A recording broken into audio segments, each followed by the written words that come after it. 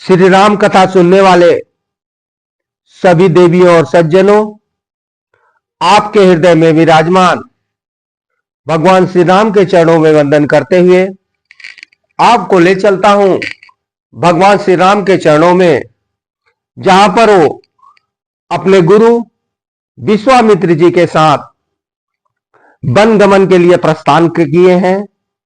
एक रात विश्वामित्र जी के साथ बिता चुके हैं सरयू के तट पर। आप भी वहीं चलिए और आपसे एक निवेदन कर रहे हैं, सनातन धर्मी होने के नाते राम कथा का पाठ अवश्य सुने, अवश्य करें, जितना हो सके इस कथा को प्रचारित करें, इसको आगे बढ़ाएं। इस तरह से जब रात बीती, प्रभात हुआ, तब महामुनि विश्वामित्र ने तिलकों और पत्तों से बिछौने पर सोए हैं उन दोनों कुकुत्सवंशी राजकुमारों से कहा, नरश्रेष्ठ राम, तुम्हारे जैसा पुत्र पाकर महारानी कौशल्या सुपुत्र जननी कही जाती हैं। यह देखो, प्रातः काल की संध्या का समय हो रहा है। उठो और प्रतिदिन किए जाने वाले देव संबंधी कार्यों को पूरा करो। इस तरह से जब रात बीता, सवेरा हुआ, एक रात भगवान ने विश्वामित्र जी के साथ बिताया।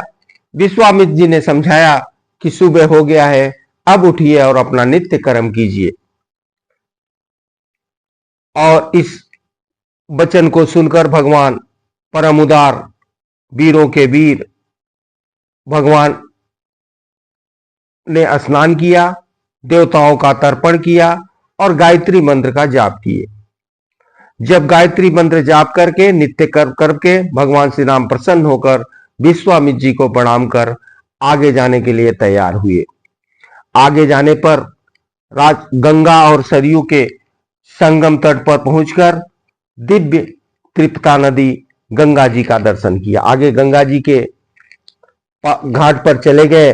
संगम के पास शुद्ध अंतःकरण वाले महर्षियों का एक पवित्र आश्रम है, जहां कई हजार वर्षों से तीर्थ तपस्या करते हैं।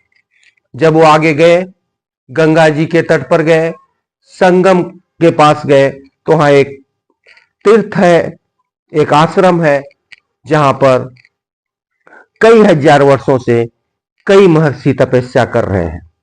उस पवित्र आश्रम को भगवान श्री राम और लक्ष्मण देखकर बड़े प्रसन्न हुए और विश्वामित्र से भगवान ने कहा कि भगवान, यह किसका आश्रम है और इसमें कौन पुरुष निवास करता है, यह हम दोनों सुनना चाहते हैं।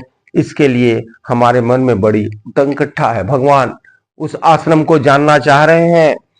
और इस तरह से जब भगवान कहे तो उसको सुनकर विश्वामित्र मुनि ने, उस आश्रम को देखकर विश्वामित्र मुनि समझा रहे हैं कि भगवान, यह आश्रम जिसके अधिकार में पहले रहा है उसका परिचय देता हूं। ये आश्रम जो है कंदर्प कामदेव का था, जो शरीर धारण करके यहां पर रहते थे और भगवान शिव इसी आश्रम में एकाग्र होकर तपस्या करते थे। एक दिन देवेश्वर शिव कहीं जा रहे थे, तपस्या से उठकर अपने समाधि से उठ पर, तो दुर्बुद्धि काम ने उन पर आक्रमण कर दिया। भगवान शिव को गुस्सा आया और ऐसा करने से उसे रोका। जब भगवान शिव की अवहेलना किया तो उसके तरफ जब उनकी दृष्टि गई, गुस्से से भरी हुई दृष्टि, रोष से भरी हुई दृष्टि देखकर उसका शरीर जो है जल गया, जीर्ण जीर्ण होकर गिर गया और उसका शरीर नष्ट हो गया। इस तरह से भगवान शिव का अपमान करने के कारण उसका शरीर अंगहीन हो गया। तभी से उसे अनंग नाम से विख्यात हुआ। भगवान श्री राम को विश्वामित्र जी बता रहे हैं और उसका शरीर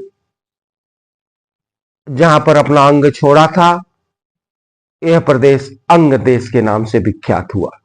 इस तरह से ये महादेव का पुण्य आश्रम है और वीर मुनि लोग पूर्व काल में इन्हीं स्थानों के धर्मपरायण शिष्य हैं। इनका सारा पाप नष्ट हो गया है। यही लोग यहाँ पर निवास करते हैं उस आश्रम में।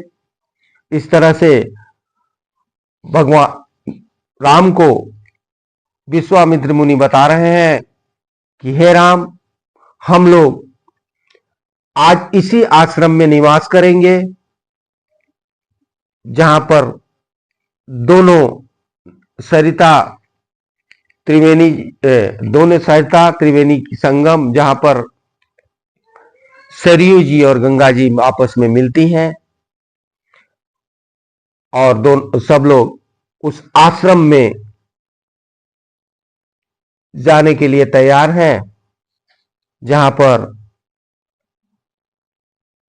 विश्वामित्र जी मुनि बता रहे हैं कि इस पुण्य आश्रम में चलें, जहां रहने के लिए बहुत उत्तम होगा। नरश्रेष्ठ स्नान करके जप और हवन करने के बाद रात में बड़े सुख से रहेंगे। इस प्रकार आपस में बातचीत कर ही रहे थे। उसी समय आश्रम के मुनि तपस्या द्वारा प्राप्त हुई दृष्टि से आगमन जानकर बड़े प्रसन्न हुए। वहां उस आश्रम में जो ऋषि मुनि रह रहे थे वो समझ गए कि भगवान विश्वामित्र जी के साथ यहाँ आए हैं। बड़े प्रसन्न हुए और विश्वामित्र जी का पूजन कर स्वागत किया। श्री राम लक्ष्मण का भी पूजन कर स्वागत किया। इस तरह से इन मुनियों के द्वारा इन अतिथियों का भांति भांति से कथा करते हुए, मनोरंजन करते हुए स्वागत किया गया और संध्या वंदन जप किए और विश्वामित्र मुनि को